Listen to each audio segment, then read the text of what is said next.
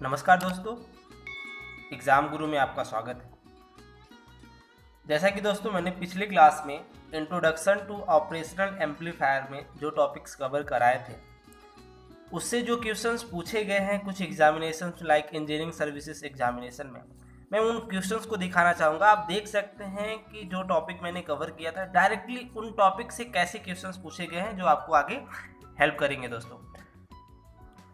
दोस्तों सबसे पहला क्वेश्चन अगर हम देखें, the stage marked X means this in the zone below architecture of two stage op amp means ये ऑपेम का इंटरनल आर्किटेक्चर है जो कि 4 स्टेज का होता है, जैसा कि मैंने बताया है। ये पूछ रहे हैं कि ये जो एक्स है ये कौन सा स्टेज है उसका। तो पहला दोस्तों क्या है, डिफरेंशियल एम्पलीफायर। सेकंड क्या है दोस्तों, गेन स्टेज। थर्ड क्या होगा, डायरेक्ट कपल्ड एम्पलीफायर या बफर एम्पलीफायर, लेवल शिफ्टर या ब्लॉकिंग ऑसिलेटर। तो दोस्तों इसका आंसर मैं आप लोगों से खुद जानना चाहूँगा कि अगर आपने मेरी प्रीवियस क्लास को कवर किया था तो प्लीज़ इसके आंसर्स कमेंट सेक्शन में दें, क्योंकि आप देख सकते हैं कि मैं ये टॉपिक यहाँ पे डायरेक्टली कवर कराया हूँ कि internal architecture of op-amp is input stage, intermediate stage, fourth one is level shifter and next one is output stage. तो आप देख सकते हैं कि ये स्टेज क्या होगा दोस्तों, ये दोस्तों इस स्टेज का नाम क्या होगा, आप कमेंट सेक्शन में प्लीज जरूर कमेंट करिएगा अगर आपको समझ में आया होगा। तो ये है पहला क्वेश्चन। और भी कुछ क्वेश्चंस मैं आप लोगों को दिखाना चाहूंगा। दोस्तों एक क्वेश्चन आपको ये मिल जाएगा, the operational amplifier possesses. Operational amplifier की इसमें से ये प्रॉपर्टी कौन सी होती है। जैसा कि हमने देखा था ऑपरेशनल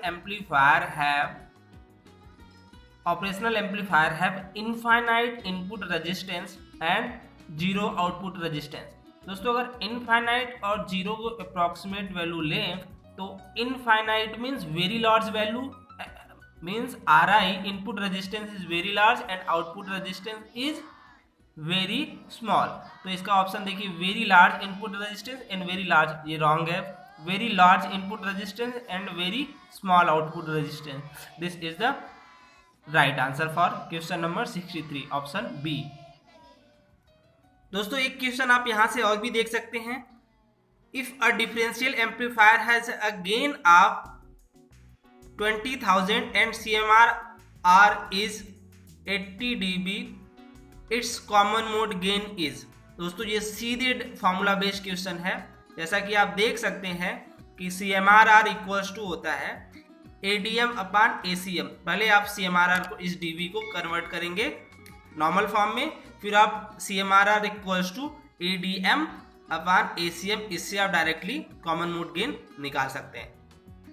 दोस्तों उस न्यूमेरिकल का आप आंसर देख सकते हैं, CMRR dB में 80 dB दिया हुआ है, 80 dB दिया हुआ है, उसको नॉर्मल फॉर्म में कन्वर्ट करेंगे तो वहाँ पे उसकी वैल्यू हो जाएगी 10⁴। अगर K को नॉर्मल, इसको dB से नॉर्मल फॉर्म में कन्वर्ट करने का ये तरीका है। फिर यहाँ पे इस फॉर्मूला में उसको पुट कर देंगे, CMRR equals to ADM upon ACM, तो यहाँ से जो है उसकी वैल्यू आ जाएगी 2 is the right answer for that question. तो दोस्तों ऐसे ही बेसिक्स क्वेश्चन और भी काफ़ी सारे क्वेश्चन है, वीडियो काफ़ी लंबा हो जाएगा जिसके कारण मैं नहीं दिखाना चाह रहा हूँ, लेकिन ऐसे ही बेसिक क्वेश्चन आपको एग्जामिनेशन में पूछे जाएंगे जो कि काफ़ी ईजी होंगे। अगर आप मेरे लेक्चर को सीरियसली फॉलो करेंगे तो आपको ऐसे सारे बहुत सारे क्वेश्चन एग्जामिनेशन में मिलने वाले हैं जिसको आप बहुत ही ईजिली सॉल्व कर सकते हैं। दोस्तों एक रिक्वेस्ट मेरी आप लोगों से और है कि मेरे वीडियोस पे व्यूज़ कम आ रहे हैं। दोस्तों एक यूट्यूबर्स के लिए, या आप कह सकते हैं अगर कोई वीडियो दे रहा है, अगर उसके लिए सबसे अच्छा मोटिवेशन दोस्तों यही होता है कि उसके वीडियोस का पे व्यूअर्स आए और उसके वीडियोस को लाइक किया जाए और लोगों के साथ शेयर भी किया जाए। बट दोस्तों मेरे जो पीछे की कुछ क्लास के मैंने वीडियो अपलोड किए, लोग दोस्तों वीडियो देख तो ले रहे हैं लेकिन उसको लाइक नहीं कर रहे हैं, ना ही कुछ लोगों के साथ शेयर कर रहे हैं। तो दोस्तों क्या है, उससे डीमोटिवेशन होती है, उससे ये लगता है कि लोगों को लेक्चर समझ में नहीं आ रहा है। तो हम क्या करते हैं, और अच्छे मटेरियल्स आप लोगों को प्रोवाइड नहीं कर पाते। तो दोस्तों हमारे लिए सबसे सिंपल सा मोटिवेशन यही है कि आप लोग मेरे वीडियोस को पूरा देखें, उसको लाइक करें और दोस्तों के साथ शेयर भी करें। और अगर कुछ चीज़ें हों जो आपको और चाहिए तो प्लीज़ कमेंट सेक्शन में आप दे सकते हैं, मैं आप लोगों को प्रोवाइड करने की पूरी कोशिश करूँगा। तो दोस्तों प्लीज़ मेरे चैनल को सब्सक्राइब करें और अगर वीडियो पसंद आए तो लाइक भी करें और अपने दोस्तों के साथ शेयर भी करें। दोस्तों मैं आज के टॉपिक में स्टार्ट करने वाला हूँ एप्लीकेशन ऑफ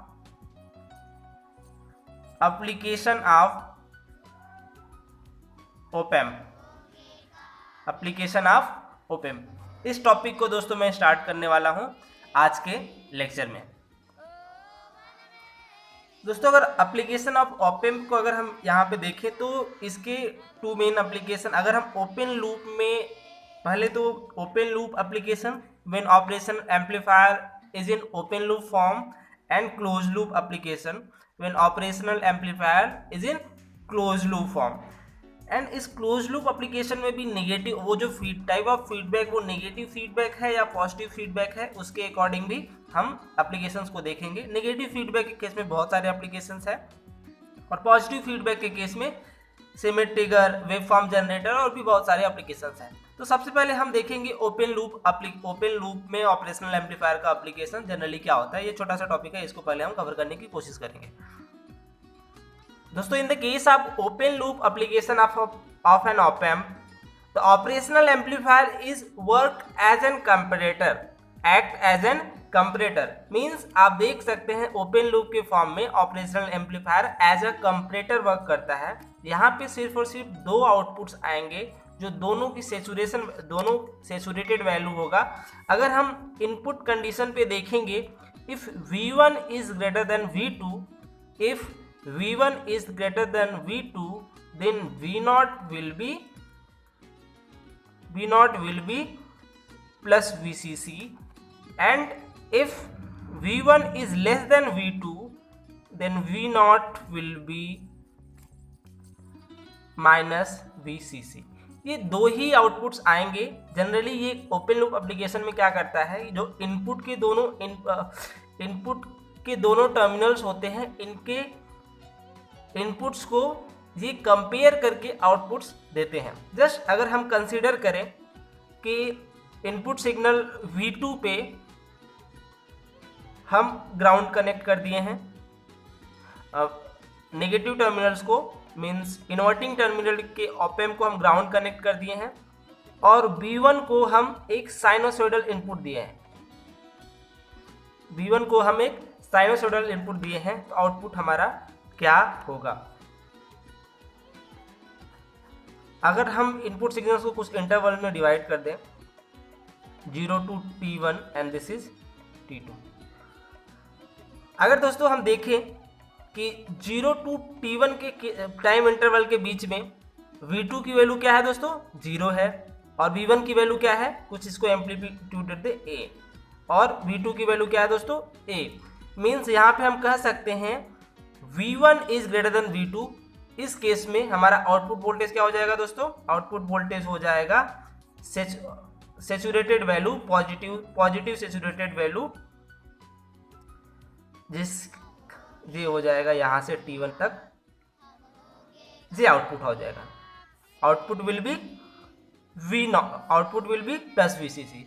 अब जैसे हम T1 से T2 के बीच में जाएंगे, V1 की जो वैल्यू होगी वो 0 से कम हो जाएगी क्योंकि ये नेगेटिव वैल्यू है, और जैसे ही ये V1 की वैल्यू नेगेटिव वैल्यू में आ जाएगी, हमारा जो आउटपुट हो जाएगा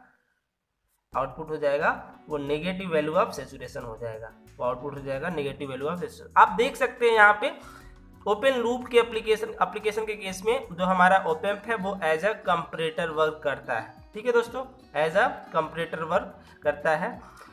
तो दोस्तों ये था सिंपल सा open loop application of op amp. अब हम देखेंगे दोस्तों close loop applications of op amp detail में। दोस्तों क्लोज लूप एप्लीकेशन को थोड़ा डिटेल में जाने से पहले मैं आप लोगों को बताना चाहूँगा difference between negative and positive feedback. दोस्तों अगर एक जस्ट कंसीडर करें, ये है हमारा ओप एम्प या कोई एम्पलीफायर सर्किट है, ये इसका आउटपुट V0 और ये इसका इनपुट Vin। अगर दोस्तों Vin and V naught, VI, दोस्तों अगर VI and V naught are out of phase with each other by 180 degree, मतलब इनपुट अगर नेगेटिव है, आउटपुट हमारा पॉजिटिव आ रहा है, या अगर इनपुट हमारा पॉजिटिव है, आउटपुट हमारा नेगेटिव आ रहा है, तो ये दोनों क्या है दोस्तों, आउट ऑफ फेज है विथ 180 डिग्री। तो इस केस में जो फीडबैक टाइप ऑफ फीडबैक होगा वो नेगेटिव फीडबैक होगा। दोस्तों ये word out of phase by 180 degree ये जरूर याद करिएगा, क्योंकि ऐसे क्वेश्चन बहुत सारे एग्जामिनेशन में पूछे गए हैं कि नेगेटिव फीडबैक हम कैसे पहचानेंगे। तो ये 180 डिग्री आउट ऑफ फेज अगर एक दूसरे से रहेंगे तो इस केस में जो फीडबैक होगा वो नेगेटिव फीडबैक होगा। अब दोस्तों पॉजिटिव फीडबैक के केस में, दोस्तों पॉजिटिव फीडबैक के केस में अगर VI और V नॉट दोनों इन फेज हैं, इन फेज मीन्स उनके बीच का जो फेज डिफरेंस है वो 0 डिग्री हो या 360 डिग्री हो, तो वो पॉजिटिव फीडबैक कहलाते हैं। दोस्तों ये word out of phase for negative feedback and in phase for positive feedback ये जरूर याद रखिएगा, और ये डिग्री की वैल्यू याद रखिएगा, क्योंकि ये सिर्फ यही ऑप्शंस में दे देते हैं और सीधे पूछ देते हैं। मतलब दोस्तों अगर इनपुट हमारा नेगेटिव है और आउटपुट भी हमारा नेगेटिव है तो ये दोनों क्या हुए दोस्तों, इन फेज हुए। अगर इनपुट हमारा पॉजिटिव है, अगर आउटपुट भी फिर पॉजिटिव है, तो ये क्या हो गए दोस्तों, ये भी इन फेज हो गए। तो इस टाइप के नेटवर्क को हम कहेंगे ये कनेक्टेड है पॉजिटिव फीडबैक के फॉर्म में।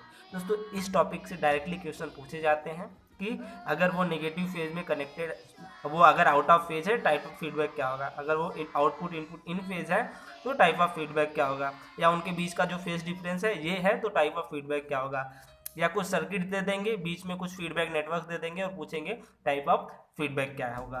तो आप इसको पहचान सकते हैं बहुत ही सिंपल तरीके से। दोस्तों अब हम देखेंगे नेगेटिव फीडबैक के कुछ एप्लीकेशंस, डायरेक्टली सर्किट्स को बनाएंगे, उनके ऊपर कैसे न्यूमेरिकल्स पूछे गए हैं उसको देखेंगे, और क्या होगा उसका आउटपुट का फॉर्मूला उसके बारे में देखेंगे। सर अब एप्लीकेशंस को डिटेल में देखने से पहले हम देखेंगे कुछ एजम्पशन है, जैसे कि inverting and non inverting terminal, inverting and non inverting terminal are virtually short circuit. ये दोनों जो टर्मिनल है वो वर्चुअली शॉर्ट सर्किट है, ऐसा हम एज्यूम करके चलेंगे। और input current of op amp is negligible means 0। अगर हम इनपुट करंट ऑप एम्प के केस में देखें तो वो क्या होगा, 0, ऐसा कि आपने प्रॉपर्टी में भी देखा था। और ये जो वर्चुअली शॉर्ट सर्किट, जो वर्चुअल ग्राउंड वाला कॉन्सेप्ट था, वही हम यहाँ पे लेके चल रहे हैं, जैसा कि मैंने पीछे वाले लेक्चर्स में उसको एक्सप्लेन किया। तो दोस्तों सबसे पहले हम देखेंगे, दोस्तों सबसे पहला एप्लीकेशन हम देखेंगे नेगेटिव फीडबैक में नॉन इन्वर्टिंग एम्पलीफायर। दोस्तों नॉन इन्वर्टिंग एम्पलीफायर के केस में दोस्तों क्योंकि ये हम नेगेटिव फीडबैक एप्लीकेशंस देख रहे हैं, तो जो फीडबैक एलिमेंट कनेक्टेड रहेगा वो हमेशा इन्वर्टिंग टर्मिनल से कनेक्टेड रहेगा। और ये नॉन इन्वर्टिंग एप्लीकेशन है, इसलिए हम नॉन इन्वर्टिंग इनपुट पे इसको हम इनपुट वोल्टेज दे रहे हैं। आउटपुट वोल्टेज क्या है दोस्तों, हमारा V0। दोस्तों हमने जैसा कि वर्चुअल ग्राउंड कॉन्सेप्ट में देखा कि ये दोनों वर्चुअली शॉर्ट सर्किट है, तो ये वोल्टेज के बराबर होगा, ये वोल्टेज इस वोल्टेज के बराबर होगा। अब हम इस वोल्टेज को अगर हम एज्यूम करें दिस इज VA, तो यहाँ VA की वैल्यू हो जाएगी, अगर हम वोल्टेज डिवीजन रूल से निकालें V0, अगर वोल्टेज डिवीजन रूल पहले समझ लेते हैं, अगर दो रेजिस्टेंस सीरीज में कनेक्टेड है R1 एंड R2, और इस टर्मिनल पे एक वोल्टेज V1 है, एक टर्मिनल पे वोल्टेज V2 है, तो यहाँ का जो वोल्टेज VA होगा, वो VA इक्वल्स टू हो जाएगा दोस्तों, VA इक्वल्स टू हो जाएगा V1 multiplied by R2 upon R1 plus R2 plus V2 multiplied by R1 upon R1 plus R2, V2 multiplied by R1 upon R1 plus R2। ये दोनों का addition करेंगे तो ये VA की वैल्यू होती है, वोल्टेज डिवीजन के रूल से आएगा, वोल्टेज डिवीजन। अब दोस्तों अगर हम यहाँ पे VA की वैल्यू निकालें तो 0, ये ग्राउंड है तो 0 से कनेक्टेड है तो इसका कोई वही वैल्यू ही नहीं रहेगा, 0 मल्टीप्लाइड बाई RF 0 ही हो जाएगा। तो यहाँ पे VA की वैल्यू निकालें तो V0 multiplied by R1, V0 multiplied by R1 upon R1 plus RF को R2 से भी डिनोट करते हैं। तो यहाँ पे VA की वैल्यू ये हो गई। और ऑलरेडी हम लोग जानते हैं according to virtual ground concept VA equals to V0, sorry VA equals to VI, VA equals to VI। तो अगर यहाँ से हम देखें तो हो जाएगा V0 into R1 equals to VI multiplied by R1 plus RF। तो यहाँ से अगर हम V0 की वैल्यू निकालें तो VI into R1 plus RF upon R1, इसको हम फर्दर सॉल्व करें तो यहाँ से V0 इक्वल्स टू हो जाएगा VI multiplied by 1 plus RF upon R1। दोस्तों ये हो जाएगा वैल्यू आउटपुट वोल्टेज का in case of non inverting amplifier the output value is V input multiplied by 1 plus RF upon R1। दोस्तों इस formula को जरूर याद कर लीजिएगा, इससे कुछ न्यूमेरिकल्स पूछे जाते हैं। दोस्तों ये है इन्वर्टिंग एम्पलीफायर। इसको इन्वर्टिंग एम्पलीफायर हम इसलिए बोल रहे हैं क्योंकि जो हमारा इनपुट अप्लाइड है वो इन्वर्टिंग टर्मिनल पे अप्लाइड है, नेगेटिव टर्मिनल पे अप्लाइड है, इसलिए इसको हम इन्वर्टिंग एम्पलीफायर बोल रहे हैं। दोस्तों अब इस केस में हमको आउटपुट की वैल्यू निकालनी है। अब यहाँ पे अब अगर आप देखेंगे VA की वैल्यू क्या हो जाएगी according to voltage division rule, जैसा कि मैंने पीछे बताया। VA इक्वल्स टू हो जाएगा VI multiplied by R2, VI multiplied by R2 upon R1 plus R2 plus V0 multiplied by R1 upon R1 plus R2, ये हो जाएगा दोस्तों। और दोस्तों जैसा कि आपने ये भी देखा है कि according to virtual ground concept this VA will be equals to this zero voltage, this VA equals to this zero voltage according to virtual ground concept. तो इसकी वैल्यू क्या हो जाएगी 0।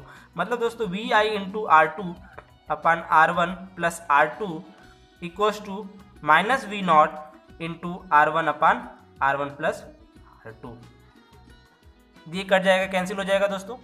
अब हम यहां से देखेंगे minus V0 into R1 equals to VI into R2, या फिर हम इसको कह सकते हैं V0 equals to minus VI into R2 upon R1। ये दोस्तों आउटपुट वोल्टेज एक्सप्रेशन है in the case of inverting amplifier के केस में। दोस्तों इसको जरूर याद रखिएगा, ये बहुत बेसिक्स फार्मूले हैं, इससे डायरेक्टली न्यूमेरिकल्स पूछे जाएंगे आप लोगों के एग्जामिनेशन में। दोस्तों इन दोनों सर्किट्स पे बेस एक मैं न्यूमेरिकल सॉल्व करना चाहूँगा, आप लोगों को न्यूमेरिकल सॉल्व करके दिखाना चाहूँगा कितना ईजी है, आप इजीली कैसे उसको सॉल्व कर लेंगे। दोस्तों ये सर्किट है, ये क्वेश्चन IES 2013 में पूछा गया है। IES 2013 में देखिए कितना इजी क्वेश्चन है। अगर आप इन सर्किट्स को पहचान ले तो ये क्वेश्चन सॉल्व करना कितना इजी हो जाएगा। सबसे पहले देखिए दोस्तों, जिसका इनपुट वो इन्वर्टिंग टर्मिनल से कनेक्टेड है, इन्वर्टिंग टर्मिनल से कनेक्टेड है मतलब ये नॉन इन्वर्टिंग एम्पलीफायर है, और इसका जो आउटपुट है वो इस स्टेज के लिए क्या हो जाएगा दोस्तों, इनपुट हो जाएगा। इस स्टेज के लिए क्या हो जाएगा, इनपुट। मतलब इसका जो इनपुट कनेक्टेड है वो नॉन इन्वर्टिंग एम्पलीफायर से कनेक्टेड है, मतलब हम कह सकते हैं ये जो है नॉन इन्वर्टिंग है और ये इन्वर्टिंग का फॉर्मूला यहाँ पे लगेगा। अगर हम इन्वर्टिंग के फॉर्मूला के केस में देखें तो V0 इक्वल्स टू हो जाएगा क्या दोस्तों, minus VI multiplied by RF बोले तो 1 किलो ओम अपान RI बोले तो 1K, मतलब और VI इक्वल्स टू कितना दिया है 1। तो यहाँ से दोस्तों अगर हम निकालें तो V0 इक्वल्स टू कितना हो जाएगा, -1 volt. V0 equals to -1 volt. यहाँ तक क्लियर हुआ दोस्तों, ठीक है। अब यहाँ पे वोल्टेज आ गया -1 वोल्ट। -1 वोल्ट यहाँ पे वोल्टेज है जो कि इसके लिए इनपुट हो जाएगा। और नॉन इन्वर्टिंग के केस में जो V0 इक्वल्स टू हो जाएगा दोस्तों VI multiplied by 1 plus R F क्या है यहाँ पे 90 अपान आर आई क्या है दोस्तों 10। अब यहाँ से हो जाएगा V naught equal to V I की वैल्यू यहाँ पे पुट कर देंगे, क्या हो जाएगा -1 into 1 plus 9, 1 plus 9 means V naught equal to हो जाएगा -10, वी नॉट इक्व टू -10। दोस्तों क्वेश्चन कितना इजी था, बट लोग क्या करते हैं सर्किट देख के कंफ्यूज हो जाते हैं कि वो पहचानने में गलती करते हैं। बट आप क्वेश्चंस को देखें, ऐसे कॉम्प्लीमेंटेड क्वेश्चन बहुत ही इजी होते हैं जो आप इजीली इसको सॉल्व कर सकते हैं। तो क्वेश्चंस को ध्यान से देखिए और उसको सॉल्व करने की कोशिश करिए। दोस्तों जो नेक्स्ट एप्लीकेशन है वोल्टेज फॉलोअर दोस्तों इसके नाम से ही क्लियर है कि ये किसी वोल्टेज को फॉलो करेगा। इस केस में अगर आप देखेंगे यहाँ पे आर एफ इक्व टू क्या हो जाएगा 0, आर एफ इक्व टू क्या है 0 है और आर आई इक्व टू 0। तो यहाँ पे अगर वी और ये दोस्तों ये भी आप यहाँ पे ध्यान से अगर देखेंगे तो ये नॉन इन्वर्टिंग केस का एम्पलीफायर है। तो यहाँ पे अगर वी नॉट इक्व टू निकालें तो V I multiplied by 1 plus R F upon something, तो ये इसकी वैल्यू क्या है नॉर्मली 0 है, तो इसको हम कंसीडर नहीं कर रहे। तो यहाँ पे आप देख सकते हैं वी नॉट इक्व टू क्या हो जाएगा वी आई। आप यहाँ पे ये इस एक्सप्रेशन से क्लियरली मेंशन है कि यहाँ पे जो आउटपुट वोल्टेज है वो इक्वल टू इनपुट वोल्टेज है, यहाँ पे कोई एम्पलीफिकेशन वगैरह नहीं हुआ।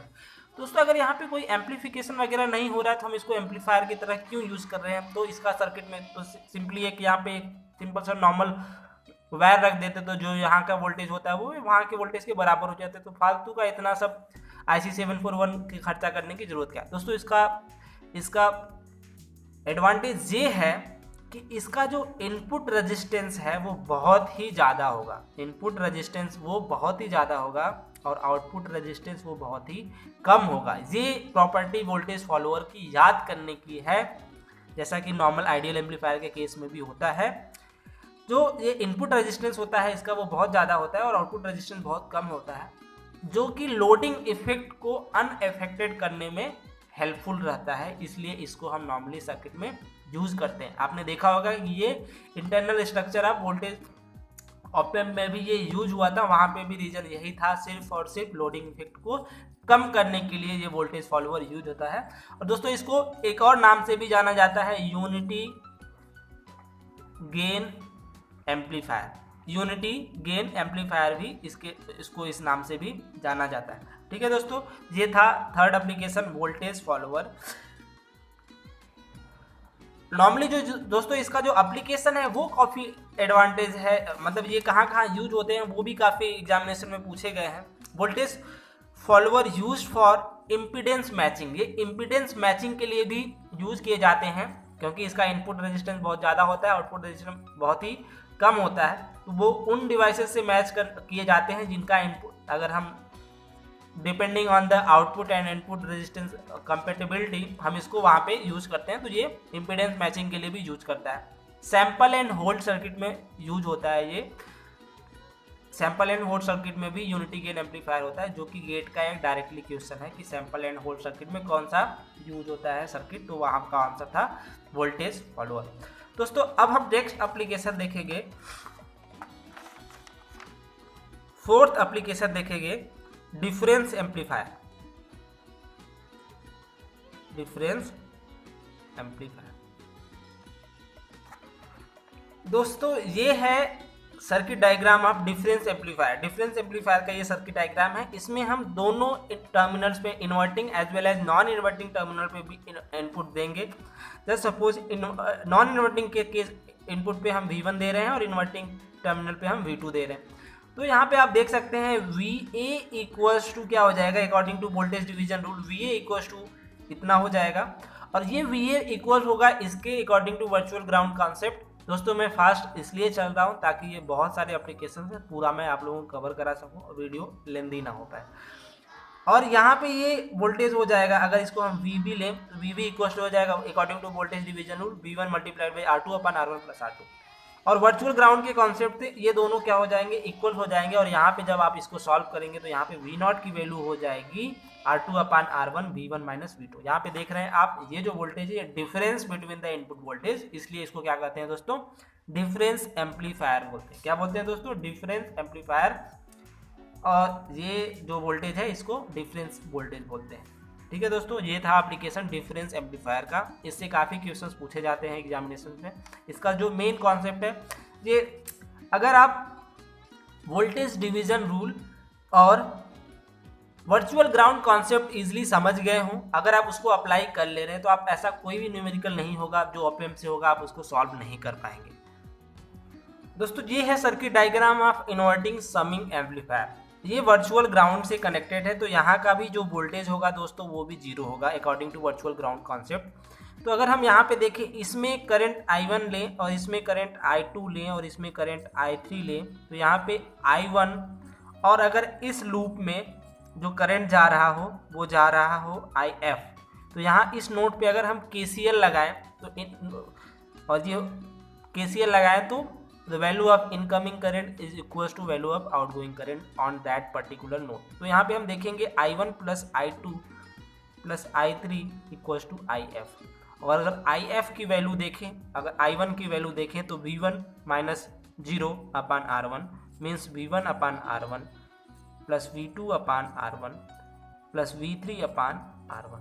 दोस्तों ये R1 हम सबकी वैल्यू सेम लिए हैं ताकि आपको समझने में आसानी हो। इसकी वैल्यू कुछ भी हो सकती है और आप ऐसे उसको सॉल्व कर सकते हैं। Equals to